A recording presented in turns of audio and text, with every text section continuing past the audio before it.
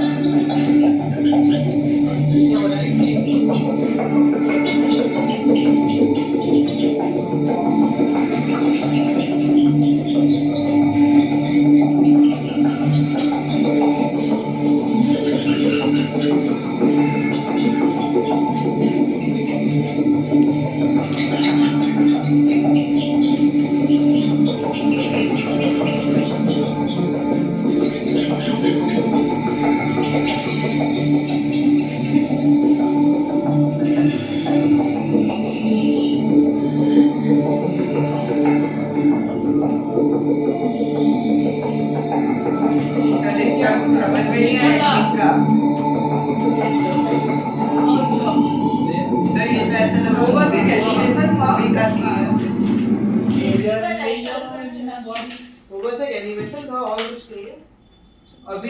contract- उसमें तो लोगों को अंदर के पार्ट्स पता चले जो तुमको पहले से ही पता है, लोगों ने सारा लेवलिंग देखा था वो जगह। हो गया। अब देखो, identify the process responsible for the action given in the image with justification. क्या है ये?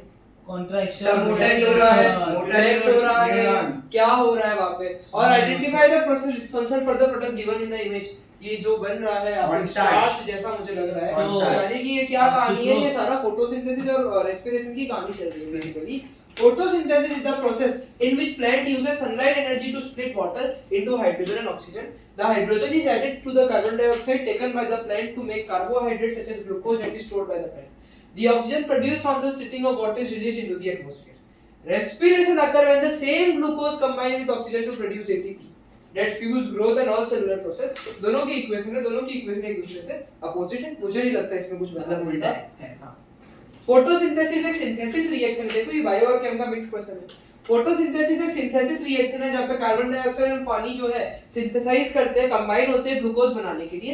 एक ही एंडोथर्मिक रिएक्शन है क्योंकि energy is absorbed in the form of sunlight. Sunlight के फॉर्म में एनर्जी एब्जॉर्प्शन देखने मिल रहा है यहाँ पे, तो एंडोथर्मिक रिएक्शन है since energy is used in the form of sunlight to form glucose. On the contrary, respiration is decomposition reaction, glucose टूटता है कार्बन डाइऑक्साइड और पानी में, और ये एक एक्सोथर्मिक रिएक्शन है क्योंकि energy is released in the form of ATP.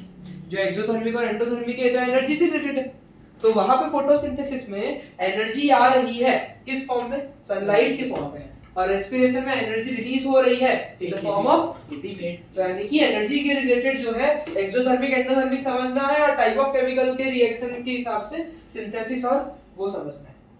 Factor affecting rate of photosynthesis बहुत अच्छे से हमें पता है।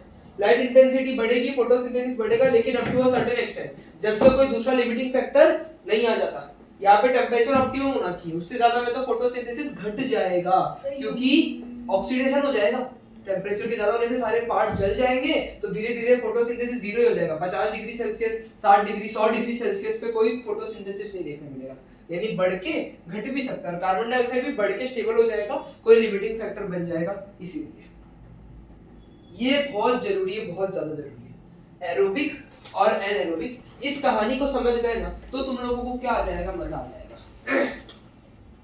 होता क्या है यहाँ पे, तुम मेरी बात को समझो। ग्लूकोज जो है ना वो दो तरीके से टूट सकता है। ग्लूकोज जो है ना वो दो तरीके से टूट सकता है, या तो वो एरोबिकली टूटे या तो एनारोबिकली टूटे, यानी ऑक्सीजन के प्रेजेंस में टूटे या तो ऑक्सीजन की कमी या एब्सेंस में क्या हो वो टूटे। देखो ऐसी सारी चीजों के लिए ना इजी राइट पे आना पड़ता है। Easy is not easy.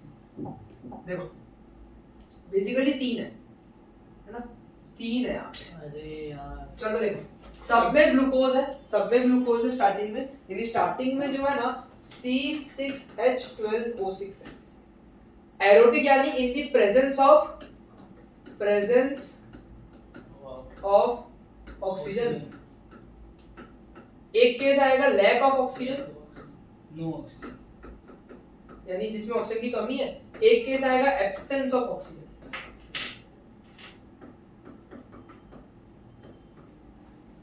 होता क्या है ना, पाइरुवेट में टूटता है सबसे पहले, मतलब ये जो 6 कार्बन कंपाउंड है ना ये किस पे टूट जाता है? एक 3 कार्बन कंपाउंड पाइरुवेट में टूट जाता है।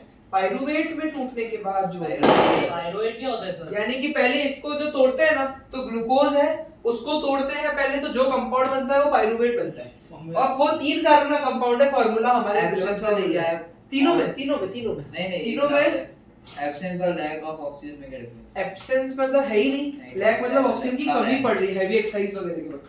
तो क्या होता है प्रेजेंस ऑफ ऑक्सीजन में, तो यार तुमको कहानी पता है कि CO2 H2O और अच्छा खासा 36-38 ATP की एनर्जी निकलती है, मतलब बहुत अच्छी एनर्जी निकलती है। सर पाइरुवेट एक कार्बोनेट है। हाँ कार्बन कंपाउंड है, एक कार्बन कंपाउंड कार्बोनेट आता है ना ऐसा कुछ? नहीं वैसा नहीं, नोमेनक्लेचर में क्या आता है? नहीं वो अलग होता है, वो कार्बोक्सिल एसिड वो अलग, ऐसा कुछ बोलना चाह रही तो वो अलग है, ये पूरी कहानी अलग है। लैक ऑफ ऑक्सीजन में क्या होता है ना, ऑक्सीजन की कमी है ड्यूरिंग हैवी एक्सरसाइज, हमारी बॉडी में क्या हो जाती है, ऑक्सीजन की कमी हो जाती है, इसके कारण हम हांफने लगते हैं, सांस बहुत तेजी से लेने लगते हैं जिससे ज्यादा ऑक्सीजन आए और फटाफट एनर्जी बनाए, क्योंकि एक्सरसाइज के वक्त बहुत एनर्जी लगती है, तो माइटोकॉन्ड्रिया की लेफ्ट राइट हो जाती है, भाई फटाफट क्या करना है, एनर्जी बनाना हो जाती है, लेफ्ट राइट हो जाती है, तो उसको फटाफट एनर्जी बनानी है।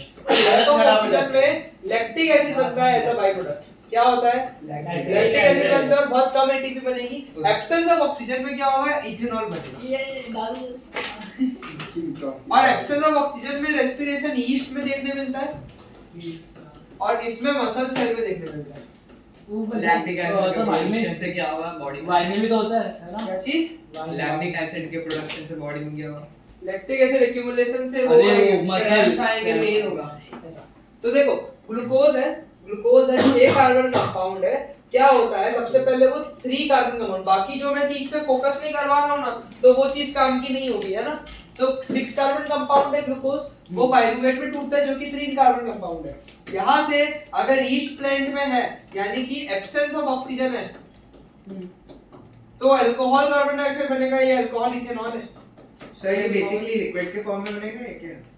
हाँ लिक्विड ही बनेगा सर और यहाँ पे निकलेगा ह्यूमन वगैरह कैसे? में मसल्स वगैरह में वो सब काम का नहीं है मसल्स वगैरह में lack of oxygen lactic acid sir ये मसल्स में होता है हाँ और इसी के एक्यूमुलेशन से क्या होता है क्रैम्प्स आते हैं और मेरी बात ध्यान से सुनना ये दोनों एनारोबिक रेस्पिरेशन के टाइप है एनारोबिक में ही लैक ऑफ ऑक्सीजन आता है एनारोबिक में ही एक्सेस ऑफ ऑक्सीजन आता है तो ये दोनों किसके टाइप है एनारोबिक के और वहां पे जो होती है प्रोसेस वो साइटोप्लाज्म में होती है किसमें होती है साइटोप्लाज्म में माइटोकॉन्ड्रिया में जो होता है वो एरोबिक रेस्पिरेशन होता है माइटोकॉन्ड्रिया में जो होता है वो क्या होता है एरोबिक रेस्पिरेशन होता है इनिशियल स्टेप सेम है कि ग्लूकोज पाइरुवेट में कन्वर्ट होगा देन वो पाइरुवेट किस में कन्वर्ट होगा कार्बन डाइऑक्साइड और पानी में देन वो पाइरुवेट किस में कन्वर्ट होगा कार्बन डाइऑक्साइड और पानी में और क्या बनेगा ये माइटोकॉन्ड्रिया में एटीपी बनाएगा अब देखो इसका ना एक बहुत अच्छा फ्लोचार्ट मैं तुमको दिखाता हूं इसका एक बहुत अच्छा फ्लोचार्ट है हां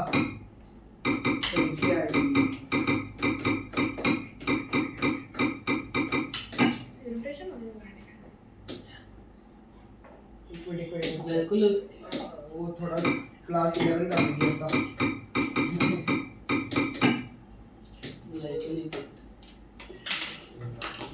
सर नेट बहुत धीरे है आपका वही तो देखा तेरे दिमाग से तेज सर उससे भी धीरे है सर 200 मेगाबाइट्स पर सेकंड में चलती है आपका 100 मेगाबाइट्स तो क्या वेदर हो रहा है सर आईक्यू टेस्ट किया था 175 आया था आइंस्टाइन से भी ज्यादा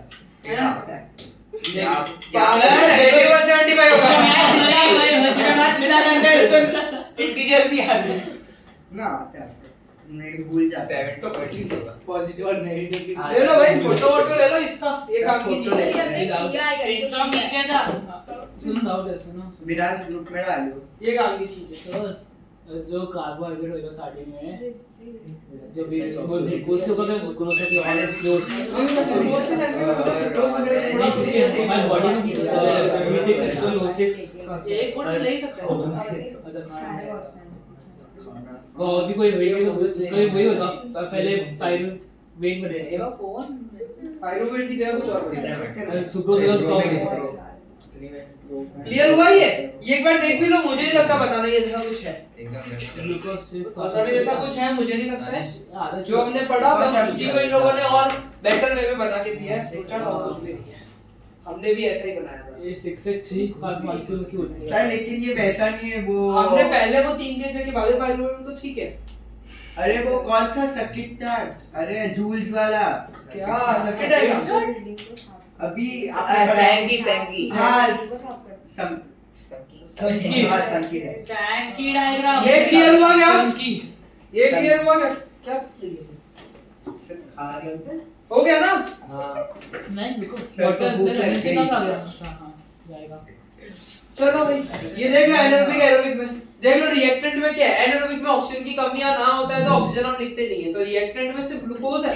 एरोबिक में ग्लूकोज और ऑक्सीजन दोनों है कंबसन इनकम्प्लीट और कंप्लीट कहने का मतलब क्या है कंबसन से क्या समझते हो मैंने ग्रुप पे भेज दी कंबसन से क्या समझते हो जलाओगे तो यानी पूरी तरीके का ब्रेकडाउन एक्चुअली पूरी तरीके से कंप्लीट ब्रेकडाउन देखने मिलता है तो एनारोबिक में पूरी तरीके से नहीं टूटता है जो ग्लूकोज होता है पाइरुवेट होता है कंप्लीटली नहीं टूटता है लेकिन एरोबिक में टूट जाता है तो एनारोबिक में इनकम्प्लीट कंबसन या इनकम्प्लीट ब्रेकडाउन एरोबिक में कंप्लीट ब्रेकडाउन होता है एनर्जी बहुत कम होती है सिर्फ 2 एटीपी 3 एटीपी मिलती है लेकिन यहाँ पे 36 से 38 एटीपी मिलती है प्रोडक्ट अगर एनिमल में हो रहा है मतलब हमारी बॉडी में मसल सेल्स में हो रहा है तो लैक्टिक एसिड ईस्ट में हो रहा है तो इथेनॉल और नॉर्मली तो CO2H2 लोकेशन साइटोप्लाज्म और यहाँ पे एरोबिक में साइटोप्लाज्म एंड माइटोकॉन्ड्रिया यानी कि अगर एनारोबिक रेस्पिरेशन है तो पूरी की पूरी प्रोसेस साइटोप्लाज्म में हो जाएगी, लेकिन एरोबिक रेस्पिरेशन है ना, ध्यान से सुनना, एरोबिक रेस्पिरेशन है ना, तो कार्बन वो C6H12O6 से पाइरुवेट में बनने की प्रोसेस क्या होगी साइटोप्लाज्म में, लेकिन बाद में वो पाइरुवेट से एनर्जी निकालने की प्रोसेस क्या होगी माइटोकॉन्ड्रिया में। तो छोटी छोटी बातें फंस जाओगे अगर ध्यान से नहीं सुनोगे। स्टेजेस, ग्लाइकोलाइसिस, फर्मेंटेशन, ग्लाइकोलाइसिस, डिक्रिएशन, Krebs cycle, electron transport chain, कुछ भी याद नहीं, कुछ भी याद नहीं करना, वो बस सोर्स की वजह से है, बाकी कोई भी तुम्हारे पास काम का नहीं है। ग्लाइकोलाइसिस समझ सकते हो कि ग्लूकोज का टूटना into pyruvate is called glycolysis, ठीक है। क्रेब्स साइकिल माइटोकॉन्ड्रिया के अंदर जो हो रहा है उसको बोलते हैं, बाकी तो कोई काम का नहीं है, वो भी इतना काम का नहीं है। ये वापस से वैसा ही हम नहीं पढ़ रहे, फोटोसिंथेसिस और वो ये अच्छी चीज है। तो सर एक भी नहीं पढ़ रहे थे ठीक है यार। सर आप ऊर्जा की बुक बना रहे, मोटिवेशन आया अभी? अरे हाँ, नहीं है motivation, zero motivation, come on sir, you can do this new year new year. बिल्कुल भी नहीं आएगा। सर अरे ये मैं तो आपका आपका स्टैंड स्टैंड रिव्यू देता हूं और योरसेल्फ। सर सोचो सोचो अरे यार बुक बनाना बहुत मुश्किल काम होता है। सिर्फ ऊर्जा की बनाओ और किसी की मत बनाओ। सेल्स मुझे भी नहीं तो लगा। बुक में सो सुनो, बुक में बनाओ ऐसा लगा एक डॉग में खाली जो भी इंफॉर्मेशन है डाल दो भाई। हाँ फिर शेयर कर दो ना। या कोई शॉर्ट नोट दे दो सर। मैं देख लेता हूँ, मेरे पास जितना मटेरियल बना हुआ है ना उसको कंबाइन करके दे देता हूँ। नहीं तो मैम से चैट जीपीटी का प्रॉम्प्ट निकाल के आप वैसे कर चैट दो। जीपीटी साइज में वर्क नहीं करता वो। दो मिनट। चैट जीपीटी ले ले भाई, मेरे चलो काम है इस पे phone. Identify the process, exercise करना है भाई। फिजियोलॉजिकल चेंजेस बॉडी में क्या हो रहे हैं, ब्रीथिंग रेट फास्ट चल रहा है, हार्ट बीट बढ़ रही है और पसीने आ रहे हैं। कौन है यार ये आवाज? ये सानवी। सानवी अभी छोड़ दे वो, अभी ये देख। फिर if you continue exercise for long time you start feeling pain in muscle. क्यों एरोबिक रेस्पिरेशन हो गया भाई, ये सारी बातें मेरे को पता ही है। सर एक से doubt, sir pain in muscle मतलब ये ना कि वो डेवलप हो रही है और अच्छा मसल, तो वो अच्छी बात हुई गंदी बात हुई? वही बात है, लेकिन ठीक है। ये जो है ना, ये हमारे पास 5 किंगडम क्लासिफिकेशन की बात हो हाँ, बेसिकली Plantia, 5 किंगडम क्लासिफिकेशन में किंगडम देखो, ये आर्कीबैक्टीरिया, यूबैक्टीरिया, ये तो अलग-अलग है, लेकिन प्रोटिस्टा, फंजाई, प्लैंटा, एनिमेलिया, और वो जो आर्कीबैक्टीरिया, यूबैक्टीरिया है वो किंगडम मोनेरा के अंदर आते हैं। ये 5 किंगडम है, kingdom Monera, kingdom Protista, kingdom Fungi, kingdom Plantae, kingdom Animalia. आरके बैक्टीरिया। अब मोनेरा देखो, मोनेरा जो जितने बैक्टीरिया होते हैं ना, सारे के सारे किस में आते हैं? मोनेरा में आते हैं। ये लोगों के क्या इंपॉर्टेंट फीचर्स है? बैक्टीरिया हर इनके जगह पास पे, न्यूक्लियस नहीं होता। मोनेरा हर जगह पे, बैक्टीरिया हर जगह पे है, और माइक्रोस्कोपिक इन नेचर, मतलब नॉर्मल आंखों से देख पाओगे नहीं, माइक्रोस्कोप से देख सकते हैं। और इनके पास सेल वॉल होती है, ये प्रोकैरियोटिक होते हैं ये लोग। सेल वॉल जो होती है एमिनो एसिड और पॉलीसैकेराइड से बनी हुई है, और बैक्टीरिया हेटेरोट्रॉपिक और ऑटोट्रॉपिक भी हो सकते हैं। चलो हेटेरोट्रॉपिक तो बहुत सारे नाम है, ऑटोट्रॉपिक का क्या नाम बताया? Heterotrophic क्या होता है? क्या होता है? खुद से बनाना खाना। अच्छा तो बैक्टीरिया हेटेरोट्रॉपिक है, तो जितने बैक्टीरिया तुम लोगों को पता है वो सारे हेटेरोट्रॉपिक है। एक बैक्टीरिया जो ऑटोट्रॉपिक है, मैंने पिछले बार भी बताया था, उसका नाम है सायानोबैक्टीरिया। मतलब वो खुद बनाता है नहीं बनाता? खुद से खाना बनाता तो है। हेटेरोट्रॉपिक मतलब नहीं बनाता? हाँ, दूसरों से भी लेगा। तो सायानोबैक्टीरिया, जिसको ब्लू ग्रीन एल्गे भी बोला जाता है, ये जो है ऑटोट्रॉपिक बैक्टीरिया, खुद का खाना खुद बनाता है। और यूकैरियोटिक होते नहीं है, प्रोकैरियोटिक होते हैं, इस बात का ध्यान रखना। ये प्रोटिस्टा, प्रोटिस्टा क्या है? यूनिसेलुलर और यूकैरियोटिक ऑर्गेनिज्म है। इनमें मोस्ट ऑफ लोगों के पास सीलिया या फ्लैजेला होता है। मुझे नहीं लगता दोनों टर्म में कंफ्यूजन है। सीलिया फ्लैजेला दोनों पिछले क्लास में हमने देख लिया था, मोबिलिटी के लिए। और सेक्सुअल रिप्रोडक्शन होता है by the process of cell fusion and zygote formation, यानी कि सेक्सुअल रिप्रोडक्शन है, गैमेट्स का फ्यूजन होगा, जाइगोट बनेगा, सारी चीजें ह्यूमन होंगी। सेल्स है। ह्यूमन नहीं, ह्यूमन की बात नहीं हो रही है, वो तो हम तो किंगडम एनिमेलिया में सर algae में बैक्टीरिया होता है। कुछ कुछ अलग बैक्टीरिया होता है। अरे ये लोग जो है fusion, cell fusion, zygote formation हो रहा है, गैमेट्स होते हैं इनके पास भी। इन्हें sexual reproduction. Kingdom fungi, the kingdom fungi include mould, mushroom and yeast. They show variety of application in domestic as well as commercial purpose. भाई फंजाई बहुत काम के लोग हैं। कैसे? The fungi are filamentous.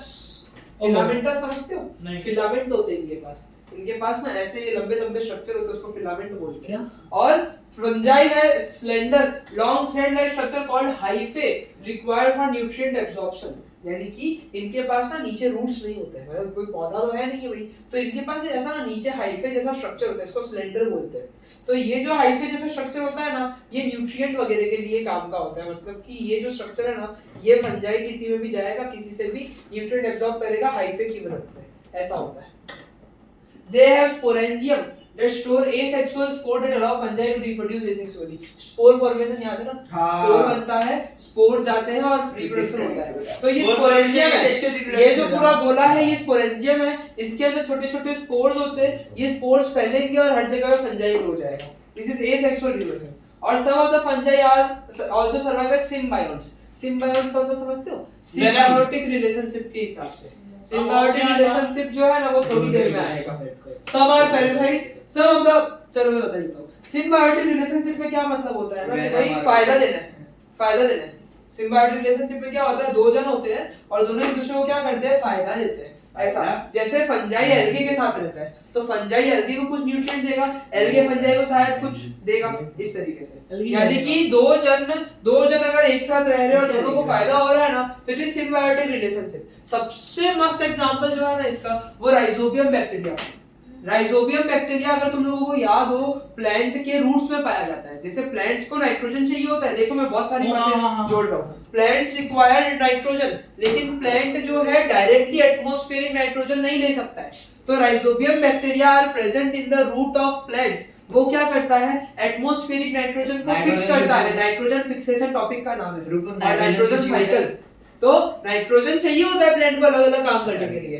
तो पर एटमॉस्फेयर से डायरेक्टली नाइट्रोजन प्लांट ले नहीं सकता। हर प्लांट के पास होता है। लेग्यूमिनस प्लांट्स होते हैं, स्पेसिफिक कैटेगरी होती है। तो उसके रूट्स में क्या होता है, राइजोबियम होता है। वो राइजोबियम क्या करता है, एटमॉस्फेरिक नाइट्रोजन को नाइट्रेट और नाइट्राइट में कन्वर्ट करता है और नाइट्रेट नाइट्राइट के फॉर्म में चला जाता है नाइट्रोजन अंदर। तो दिस इज सिम्बायोटिक रिलेशनशिप। क्या हुआ, राइजोबियम से प्लांट को फायदा हुआ, नाइट्रोजन मिला। राइजोबियम को क्या फायदा मिला, भाई रहने की जगह मिली और थोड़े न्यूट्रिएंट तो प्लांट भी देगा। सर नाइट्रेट और क्या होगा, नाइट्रेट या तो नाइट्राइट इस फॉर्म में कन्वर्ट कर देगा। जैसे कार्बोनेट होता है ना, कार्बोनेट वैसा ही नाइट्रेट नाइट्राइट का फॉर्म होता है, तो प्लांट उस फॉर्म में ले लेता है। तो सिम्बायोटिक रिलेशनशिप ही है ये। तो कुछ फंजाई जो होते हैं ना सिम्बायोट की तरीके से रहते हैं, मतलब सिम्बायोटिक रिलेशनशिप में रहते हैं एल्गे के साथ, दोनों एक दूसरे को फायदा देंगे। कुछ इस तरीके की बात है। किंगडम प्लांट है भाई, सबको अच्छे से पता है। यूकेरियोटिक है, क्लोरोप्लास्ट होता है, most of them are autotrophic, कुछ हेटेरोट्रोपिक भी होते हैं। रफलेसिया RAFFLESIA, रफलेसिया जो है ना प्लांट पैरासाइट है। वो अपने रूट्स को पता है क्या करता है, दूसरे प्लांट के पास भेज देता है और फिर खा पी जाता है उनका सामान, यानी कि खुद से खाना नहीं बनाता है। वीनस फ्लाइट्रेट वो भी हेटेरोट्रोपिक है, ऑटोट्रोपिक नहीं है, ऐसा। तो ये कहानी है। The cell wall mainly comprises cellulose, cellulose से बना। एनिमेलिया जो भी मल्टीसेलुलर यूकेरियोट्स है भाई हेटेरोट्रोप है और सेल वॉल नहीं है, तो वो इसमें आते हैं। एनिमल्स आर डायरेक्टली और indirectly dependent on food. Mode of nutrition is holozoic. Holozoic nutrition में क्या होता है, देखो बात बहुत सारी कर दी लोगों ने एक्चुअली। ये 5 स्लाइड में इन लोगों ने बहुत तरीके की बातें कर दी है। क्या कहना चाह रहे हैं, मोड ऑफ न्यूट्रिशन होलोजोइक है। होलोजोइक न्यूट्रिशन का मतलब क्या होता है, खाना इंजेशन होता है, खाने का प्रॉपर डाइजेशन होता है। जो भी holozoic mode of nutrition show करते हैं ना, उनमें क्या होता है, खाना खाने का स्पेसिफिक साइट होता है और वो इंजेशन करते हैं, खाने को लेते हैं मुंह के अंदर और फिर खाते हैं। और मोस्ट ऑफ एनिमल लोकोमोशन करते हैं और they reproduce by sexual mode of locomotion मतलब खाते खाते मूवमेंट चलना फिरना। वो होलोजोइक से समझा खाते खाते पानी होलोजोइक से क्या तो ऐसे चलना अभी तुम लोगों को ये सारी बातें ना मैं समझाता हूं। Easy right, No. Not everything is in easy right. sure is life licence है भाई वो। अरे लाइफ ही है ना। जादू भी chapter 5 chapter 6 level 5 life process इतने सारे अलग अलग लाइफ पर मेरा मटेरियल के उसमें तुम घूम जाओगे। जा रहा हूं मैं उठा भाई गणेश दिख रहा है। आए वो दूसरा नहीं है तू है 10 देख क्लास रोड है ये वो आ जाता है शेयरिंग करो होलोजोइक सब है इसके। ओहो मैं नहीं देखूंगा ये सोता ही है बैटमैन चलो देखो, सबसे पहले तो तुम लोगों को ना न्यूट्रिशन का मतलब पता होना चाहिए भाई। जितने लोग नींद में हो ना, ये जरा भेज दो। कोई भी स्लाइड में करिए भेज नहीं सकता। नहीं चलिए मेरा के हॉस्टल सर होना पड़ेगा। अबे दिख मैं बोल भी रहा हूँ सर सुमिन प्लीज बच गया। हेलो ओए गणेश तो चालू कर दो एक बंद इन लोगों को ना साइंस लर्निंग करनी है, उनके पास साइंस की बुक है, उनके पीछे क्वेश्चन आंसर है, वो लर्न कर इसी सर को ओरल लेना। चार्ली टैप कहना का मतलब क्या है, सुनो मेरी बात को। क्या बंद किया वाला क्या टैप करो, नहीं चल तो रहा है। चालू है? नींद में क्या बात? टैप करो। ब्राइटनेस क्यों? का अच्छा brightness फोकस। तो मैं ब्राइटनेस रखी का मैंने ब्राइटनेस कम रखी है। अच्छा बोल तो सही। मेरी बातों को ना ध्यान से सुनना। न्यूट्रिशन का मतलब सब चालू है वो। न्यूट्रिशन का मतलब समझोगे ना तो ये होलोजोइक समझ आएगा, वरना सारा कुछ ऊपर से जाएगा। टर्म्स स्कूल ने डायरेक्टली दे दिए हैं और पढ़ाया कुछ भी नहीं है। तो न्यूट्रिशन का मतलब वो क्या होता है? The process of transfer of source of energy from outside of the body to inside in the form of food. ये समझ नहीं आया तो ऊपर वाला पढ़ो। The process by which an organism consume food is called nutrition. खाना किस तरीके से ले रहा है उसी को क्या बोलते हैं? न्यूट्रिशन बोलते हैं। मतलब nutrition is the process of obtaining food. क्या बोला? Nutrition is the process of obtaining food. खाना किस तरीके से ले रहे हैं वही होता है न्यूट्रिशन। सबसे मेनली न्यूट्रिशन की दो टाइप होते हैं, ऑटोट्रॉपिक मोड ऑफ न्यूट्रिशन और heterotrophic mode of nutrition. Autotrophic mode of nutrition वाले खाना खुद बनाएंगे और फिर खाना खाएंगे, तो वो कौन है? ऑटोट्रॉपिक। हेटेरोट्रॉपिक वाले किसी और ने बनाया होगा उसको ले लेंगे, तो वो क्या है? हेटेरोट्रॉपिक। अब हेटेरोट्रॉपिक में तीन कैटेगरी है। हेटेरोट्रॉपिक में हाँ हेटेरो है, तो खाना बनाना वैसा वाला बनाना नहीं होता है। तो हेटेरोट्रॉपिक में तीन कैटेगरी है।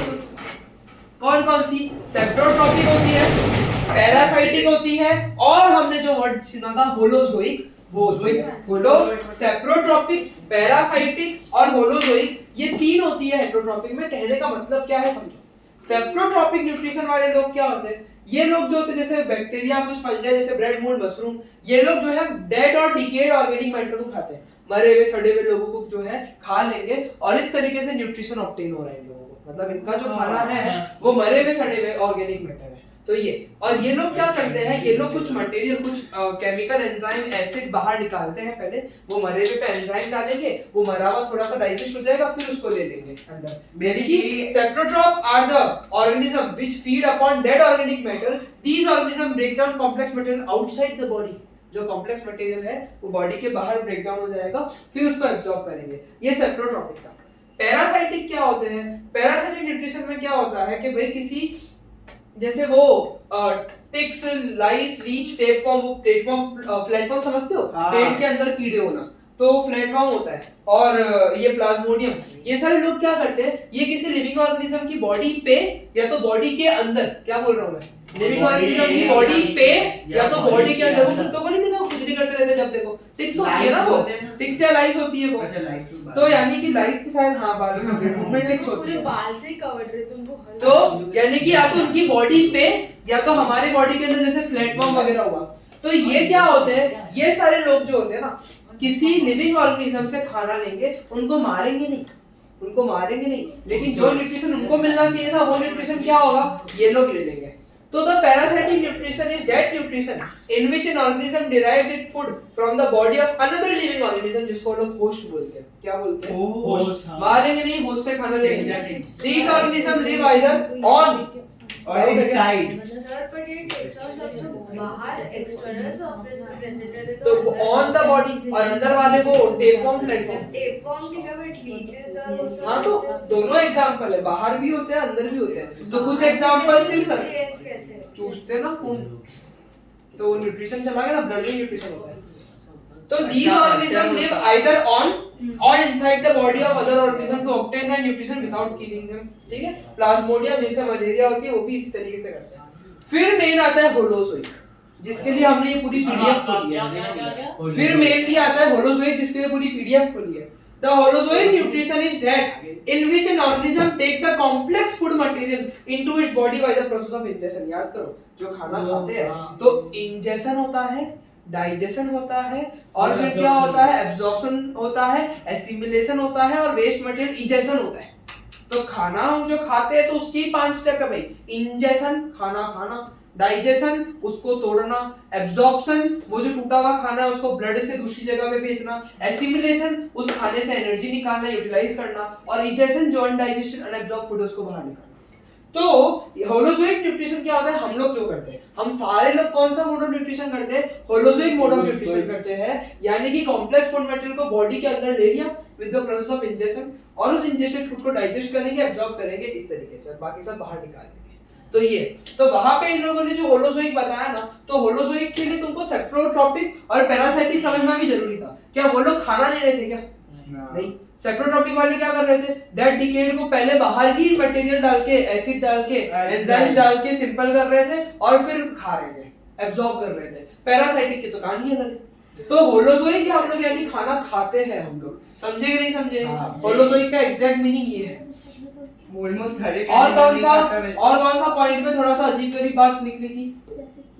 फ्लैचेला और सीलिया वाला तो तुमको पता ही है, मूवमेंट करने के लिए होता है। इसको थोड़ा सा आप देख लो। फिलामेंटस मतलब ऐसे लंबे लंबे फिलामेंट्स होते हैं।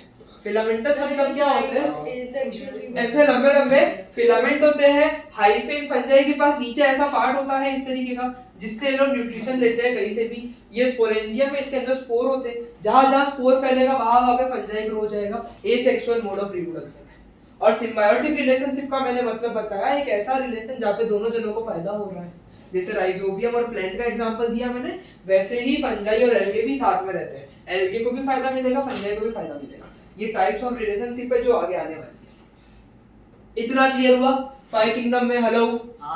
हमारा साइंटिफिक नेम होमो सेपियंस है, पता है तुमको?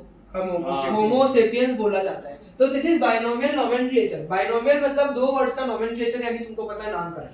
तो हर एक जन का साइंटिफिक नेम जो है वो हम लिखा जाता है। तो ये ना एक वो सीक्वेंस है। किसी का भी जो होता है ना, पूरा जन्म कुंडली निकालनी होती है ना, तो ये सारी वो सीक्वेंस है भाई। जैसे फॉर एग्जांपल हम लोग किस में है? किंगडम एनिमेलिया में। हम किस में है? किंगडम एनिमेलिया में। हम लोगों का फाइलम मतलब, देखो मेरी बात समझो, इतने सारे जानवर हैं, 1 मिनट के अंदर ये टॉपिक खत्म हो जाएगा। अगर सुन गए तो समझ जाओगे, वरना जिंदगी भर कंफ्यूज रहोगे कि ये क्या चल रहा है। इतने सारे ऑर्गेनिज्म है, करोड़ों में ऑर्गेनिज्म है। उनको सिर्फ सबसे पहले 5 ग्रुप पे बांटा। उन करोड़ों ऑर्गेनिज्म को क्या किया? 5 ग्रुप पे बांटा, और हर एक ग्रुप को क्या नाम दे दिया? किंगडम। हर एक ग्रुप को क्या नाम दे दिया? किंगडम। अब किंगडम को भी फर्दर छोटे छोटे ग्रुप में बांटा है, क्योंकि इतने सारे जानवर है ना, तो किंगडम को भी फर्दर छोटे छोटे ग्रुप में बांटा है। उस ग्रुप को क्या नाम दे दिया? फाइलम। उस ग्रुप को क्या नाम दे दिया? फाइलम। PHYLEM, phylum. फिर एक फाइलम को भी और ग्रुप में बांटा, जिसको हमने क्या बोल दिया? क्लास। क्लास को और ग्रुप में बांटा, ऑर्डर। ऑर्डर को बांटा फैमिली, जीनस और स्पीसीज, इस तरीके से। होमो। तो kingdom, phylum, class, order, family, genus, species. Kids prefer candy over fresh green salads. ठीक, यानी कि इस तरीके से भी कर सकते हो, तुम लोगों ने किया भी है। जैसे हम लोगों की बात करें, हम लोगों की बात, kids prefer candy over fresh green salads, इसे याद कर सकते हो। Kids prefer candy over fresh green salads. तो kingdom, phylum, class, order, family, genus, species. Genus म्हणजे? जीनस मतलब वही वो ग्रुप का ही है, होमो। हाँ। अब देखो, सुनना मेरी बात को। चलो आज हम लोग करते हैं धीरज सर की डिकोडिंग करते हैं आज। धीरज सर का किंगडम क्या है? एनिमेलिया। धीरज सर का फाइलम क्या है? कॉर्डेटा। धीरज सर का क्लास क्या है? कॉर्डेटा। कॉर्डेट्स या कॉर्डेटा का मतलब बैकबोन होना। बैकबोन, जैसे कि किंगडम है एनिमेलिया, तो उसमें मेनली 2 कैटेगरी बना दी, वर्टिब्रेट्स, इनवर्टिब्रेट्स। मतलब कि बैकबोन वाले और बिना बैकबोन वाले। तो मैं बैकबोन वाला हूँ, मैं वर्टिब्रेट, और मेरे को कॉर्डेटा भी नाम दिया ऐसा। तो यानी कि मेरा किंगडम क्या, जैसे वो होता है ना, तुम लोगों को कैसे समझाऊं, नाम, जाति, फिर वो होता है ना गोत्र, ऐसे समझते हो तुम? समझते हो? गोत्र है उसी तरीके से। ढालस, गोत्र क्या होता है? गोत्र भी ऐसा ही होता है, और फर्दर जानकारी आपका क्या है सर? आपकी आइडेंटिटी ढालस है मेरा। तो वही है, जैसे कि फॉर एग्जांपल तुम लोग कहाँ रहते हो? अर्थ में। अर्थ में कहाँ रहते हो? एशिया में। देखो देखना, अर्थ में कहाँ रहते हो? एशिया में। एशिया में कहाँ रहते हो? इंडिया में। इंडिया में कहाँ रहते हो? गुजरात में। गुजरात में कहाँ रहते हो? सूरत में। सूरत में कहाँ रहते हो? वेसू में। वेसू में कहाँ रहते हो? PND में। तो मतलब ये क्या है? पूरा हो गया, लोचन बना दिया मैंने। गए हमारे बाप गए ना कैसे भाई, घर पे तो रहते नहीं, आप इधर ही बैठे तो रहते हैं। यही है। तो यानी कि धीरज सर का किंगडम क्या? एनिमेलिया। धीरज सर का फाइलम क्या? कॉर्डेटा। धीरज सर का क्लास क्या? मैमल्स। ऑर्डर क्या? प्राइमेट्स। फैमिली क्या? होमिनिड्स। जीनस क्या? Homo. Species sapiens. Species is sapiens. Homo जो है जीनस है, स्पीसीज जो है सेपियंस है। तो हम लोग कभी भी मेरा नाम बताऊंगा ना तो मैं धीरज नहीं बताऊंगा, मैं बोलूंगा क्या जीनस और स्पीसीज के फॉर्म में बताऊंगा। किस फॉर्म में बताऊंगा? जीनस और स्पीसीज के फॉर्म में बताऊंगा। तो मेरा जीनस होमो है और मेरा स्पीसीज सेपियंस है, तो आई एम होमो सेपियन। क्या हूं मैं भाई? होमो सेपियन। धीरज से नहीं होमो सेपियन। एनिमल नहीं, एनिमिलिया में नहीं बिलोंग। तो प्लेंटे में आऊंगा, फिर प्लेंटे के अलग फाइलम क्लास उसमें वो क्या सब होते हैं। स्पीशीज में नाम? अब मेरे को नाम नहीं याद है ना, ऐसे तो बहुत बड़ा टॉपिक है ये, सबके अलग अलग नाम है। वो तो खैर वो कभी नाम जानना हो ना तो महेश सर के साथ बैठ जाना, वो तो पूरा यही रट के बैठे होते हैं। कौन? महेश सर या उन्हें ओरल्स रीड करवाओगे, नहीं चाहिए। याद ओरल्स दिलवाओगे ना आगे जाके तो याद नहीं। हाँ तो उनको पूरा हो गए, उन्होंने बहुत महेश रटा सर से ही समझे, उनको एक बायोलॉजी वाले हैं ना, उनको तो होगा ही याद obviously। उनसे ही समझ के उनको ही दे दे। अब ये देखो ये ना छोटी मोटी टर्म्स है, ये छोटे मोटे टर्म्स है जो कि तुमको समझने अरे पड़ेंगे। ये तो करवाया population, biome, community, biome. Ecosystem, biome, ये इस तरीके की कहानी चल रही है। बायो। पॉपुलेशन क्या? Group of organism of one species living in the same area at the same time. तो समझने जैसा है क्या? Community interacting group of various species in a common location. Common location में अलग अलग स्पीशीज इंटरैक्ट कर रही है, और जितना तुम लोग डिस्ट्रैक्टेड हो ना बाद में रट्टा मारने में रोना आ जाएगा। इकोसिस्टम क्या है? A unit containing all the organism and their environment interacting together in a given area. Biome, biosphere of all the ecosystem और IH लैंड, वाटर और सब कुछ होना चाहिए। तो ये पूरा है, ये बायोलॉजिकल लेवल ऑफ ऑर्गेनाइजेशन, ये तुम लोगों को समझना है भाई। सबसे छोटी चीज एटम, समझ लेना मेरी बातों को, मैं ये सारी बातों पे नहीं मानता। सबसे छोटी चीज एटम, एटम से जुड़कर क्या बने? मॉलिक्यूल्स, मॉलिक्यूल से जुड़कर क्या बना? सेल, सेल से जुड़कर क्या बना? टिश्यू, टिश्यू से जुड़कर क्या बना? ऑर्गन, टिश्यू से ऑर्गन, ऑर्गन से ऑर्गन सिस्टम, ऑर्गन सिस्टम से ऑर्गेनिज्म, ऑर्गेनिज्म से ऑर्गेनिज्म से देखो कुछ इन्होंने वो बताया है, इन्होंने थोड़ा सही से नहीं बताया पर वो फ्लो है। ऑर्गेनिज्म से ऑर्गेनिज्म से कम्युनिटी और वगैरह वगैरह देखो। अरे याद है मेरे को सर कराया था। पॉपुलेशन नहीं पॉपुलेशन फ्री कम्युनिटी फ्री हाँ, कोई भी टॉपिक नहीं छोड़ूंगा। बाप रे। सर आपने एक इमेज दिखाई थी, अच्छे से याद है मेरे को। कोई भी टॉपिक नहीं छोड़ूंगा रुको। हाँ, वो उसके अंदर पूरा एक सर्कल सर्कल था। बाप रे तो अपना साइंस चार्ट डाली। तनिष को दिखा रही है। किसकी बात? लो भाई, एटम, मॉलिक्यूल, सेल यहाँ पे टिश्यू में से गया, यहाँ पे टिश्यू में से गया। सही थे। तो tissue, organ, organ system, organism, population, community, ecosystem, biosphere, biosphere. ये है हमारा जनरल सेल, टिश्यू, अरे टिश्यू, हाँ आपने बोला था ऐड करने के टिश्यू सेल से मिलकर टिश्यू बनते हैं। Group of cell, a group of similar cell doing similar work. Atom, molecule, cell, tissue, organ. समझे कि नहीं समझे? पॉपुलेशन, बोलो समझे कि नहीं समझे? कम्युनिटी, सिस्टम पॉपुलेशन, होता है। बायोस्फीयर। अरे ऑर्गन टिश्यू बस ये ना आज के अंदर फूड चेन आता है, ये तुमको पता है। और फूड वेब भी हमने कर लिया था, एनर्जी पिरामिड भी हमने कर लिया था, 10% लॉ भी हमारा हो गया था, रिलेशनशिप्स नहीं था। खैर नहीं है। ये है, वो तो मेरे को पता है पर ये तो सिचुएशनशिप नहीं पागल याद आ रहा है ये 5 रिलेशनशिप कर लिया भाई। फिर क्या हाँ, भाई? अरे फिर एक बार पूछना सर स्लाइड खत्म होने वाली है। एग्जैक्टली खत्म करना ही है। 108 ही है। 100 पे तो पहुंच गए। कुछ भी 143 है। अबे 108 है। सिंगम आ गया अच्छा म्यूचुअल भाई भाई नहीं फर्स्ट रिलेशनशिप है म्यूचुअलिज्म या फिर वो सिम्बायोट वाला सिम्बायोसिस या सिम्बायोटिक रिलेशनशिप ओके ओके जहाँ पे दोनों को फायदा है, जहाँ पे क्या है दोनों को फायदा है। Both species involve in the interaction. ये सब ध्यान देना ध्यान देना तभी मजा अरे आएगा। सर सुन रहे हैं। both species involved in the interaction are benefit। हाँ। दो species interact कर रही है, दोनों को फायदा हो रहा है। प्रिया को जिंदा है, दोनों को फायदा हो इसमें रहा है। बैक्टीरिया है। जब fruit bat eat the fruit from a fig tree, it eats the seed as well, और seed फिर उसकी टट्टी से निकल जाता है। अरे अरे अरे ओ सर सर छींकने जा रहा था, आपसे आ गई। सर आप तो बहुत डेंजर आदमी निकले। तो सीड निकल जाता है, टट्टी कहीं भी तो कहीं पे भी वो क्या हो जाएगा, ट्रिगर हो जाएगा। ये क्या लॉजिक है ये क्या लॉजिक है सर अब हाथ से नहीं जाना पड़ेगा इन एनिमल्स को लेकर पार्टी तो ये फिर देखो कम्युनिकेशन में क्या होता है, हाँ, कमेंसलिज्म में क्या होता है? मैंने तो सुना है। तो सिंबल सब में है एक वो बिगड़ गया Nationalism होता है वो। बोले बोले बोले याद दोगे कि खींचना है इसको लंबा अच्छा खासा, तो बोलो आधा बड़ा घंटा खींचू। नहीं बिल्कुल नहीं सर। ये टॉपिक खींचने जैसा है ही नहीं। खींच पाओ तो मैं खींच लूं। नहीं फिजिक्स वालों में समझ रहा हूं। अरे भाई कमेंसलिज्म जो है, एक को फायदा हो रहा है, दूसरे को कुछ भी नहीं हो रहा है, ना उसको नुकसान हो रहा है ना उसको फायदा हो रहा है, वो अनअफेक्टेड फर्क है। ही नहीं। ऐसा तो जैसे कि spider uses a tree to build its web, तो ट्री को कोई फर्क नहीं पड़ा, स्पाइडर को फायदा हो गया ना, वेब बन गया, सपोर्ट मिला उसको। तो ये क्या है? कमेंसलिज्म है। पैरासिटिज्म, पैरासाइट्स वाला केस, एक को फायदा हो रहा है, दूसरे को नुकसान हो रहा है। Head live on the small amount of blood in the scalp. The most human feel itchiness in the head. Lies by its जुआ नहीं, जुए। हाँ जुए। जुआ। तो लाइस को इधर चारवी इधर, लाइस को न्यूट्रिशन मिल रहा है मेरे ब्लड से, लेकिन हाँ। मुझे इरिटेशन मिल रही है।